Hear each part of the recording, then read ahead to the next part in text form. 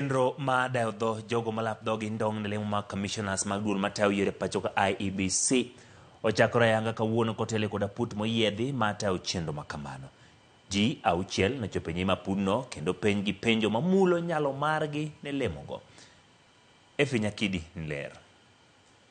En chenro manochakore bang' rumo mar dayo dho jolar kom ma jakom duolno mar IEBC. Sani, jogo madwaro lemo mag komishonas ne ochako donjo achiel kachiel. Aput magoyo kogno jolar lemogo ochano dayo dho ji auchiel pile ka pile nyaka tieki ji duto maromo 111. Abduba Molu manokwong da dhoge owacho ni achiel kuom yore mag neno ni duol mar IEBC otayo chenro meke mag yiero makare en ni nyaka rang lai ahinya to mar mbui makonye yiero jaloch. Kaluwore gi Molu, lai mar yiero jaloch ma jatend piny Kenya mano mar 50 komede kura achiel oserocho yiero mapachoka. Our Kenyan political parties are kind of ethnic based, meaning that if this party wins, it's like as one ethnic party, one ethnic group, or a group of ethnic groups that have won, and the other ethnic groups are left out. So I think we need to promote a bit of inclusion on the political parties, that they have. It should not be ethnic based, but it should be broad-based, ideology-based.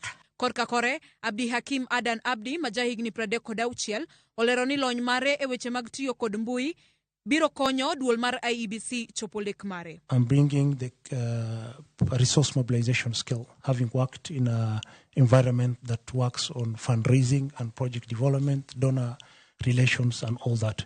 And considering the Commission always has funding deficits for its activities, I of the view that I'm bringing on board resource mobilization skills.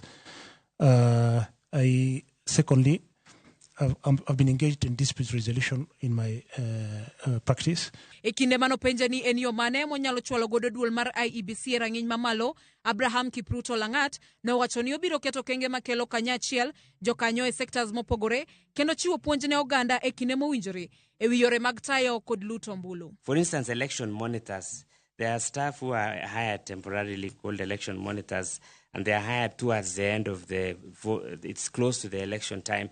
Would those monitors be hired a little bit earlier because the campaign period is a bit longer and they are monitoring campaigns and malpractices that probably could arise? So for me, the staff is very key. Training of staff often, and then two, ensuring that all the staff of the IEBC do the right thing. Adan Nuri Berhe mabende owacho ni bedo ni osetiyo kaka apisa motelo ne yiero nyiso ni en gi lony moromo kendo tiyo kaka komishona mar duol mar IEBC biro bedo mayot. Chenro no madayo dho jogo madwaro lemo ma komishonas biro dhi nyime nyaka tarik 25 dwe mar Ang'wen. Nyakidi, Ramogi TV, Nairobi.